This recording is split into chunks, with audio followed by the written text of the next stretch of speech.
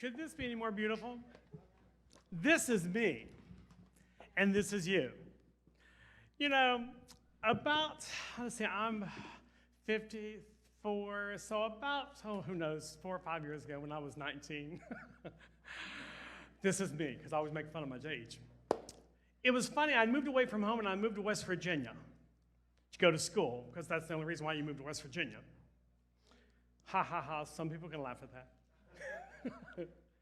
But I had moved to West Virginia to go to school. I lived in a little apartment that was so narrow that I could touch the walls like this in my living room. I had to move the sofa from this side. I had to turn it up on its corner to move it to this side. It was small. But I didn't have a small mentality or a small heart because I knew this was me. I moved away from home and my mother called me and she said, and I always said if she ever asked me straight out if I was gay, I would say yes. And this is me. And the beautiful thing was my mother called me one day, like on a Monday, and I was in the salon working, and she said, I have a question to ask you. Are you gay? And I flat out said, yes, I am. I love it. My mother said, okay, do you want to go to dinner on Thursday? Because she already knew that this was me. And the beautiful thing is, during Pride Month, I not only like to honor myself because I'm openly gay, not only honor myself because I pride myself on saying I'm probably one of the first openly gay pastors ordained in a non-gay Pentecostal large mega church in America. And I love that because that was me. It was part of my story. It became part of my story.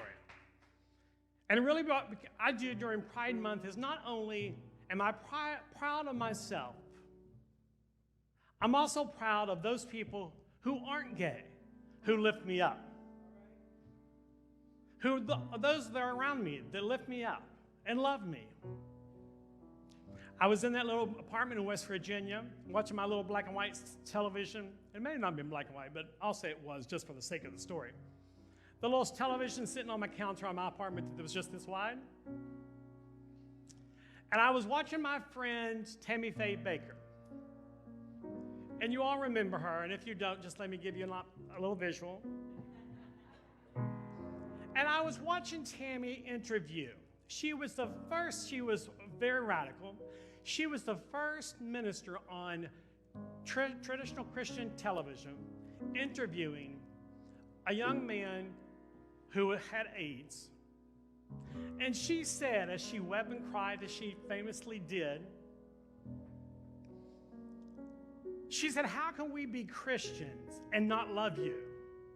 How can we be Christians and not love you because of who you love? How can we be Christians and not love you and want to put our arms around you and love on you while you go through HIV?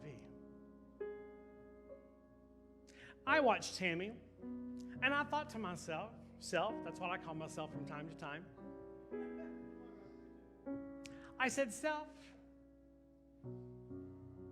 if God can love her looking the way she looks, I think I've got this made. Because we all know Tammy loves shoulder pads and eyelashes, wigs, and makeup. I loved it later on, many years later, and she talks about her gay friends who talked her out of the desert when she ran from those people who were persecuting her. She talks about in the documentary her gay friends who talked her out of the desert. I pride myself to say, I'm one of those people that lifted her up and said, Tammy, come out of the desert. You have fans. Let's start a fan club. She said, I don't have fans. I said, honey, let me just paint a picture for you. Gay men love anybody who over-accessorizes, can halfway sing, wears too much makeup. You got a fan base. But I say that in love, and I love to tell that story because I love Tammy. She was a dear friend of mine. Because also, too, she lifted me up. She didn't try, as someone earlier mentioned, we don't try to change people. She didn't try to change me, nor did she try to change the gay people that she touched for many, many years until her passing. And I say this looking into the camera. For those at home, look around you, take inventory. Surround yourself with people who will lift you up. Surround yourself with people who will celebrate the I am you because this is who you are. And God loves you, as Tammy said, God loves you just the way you are.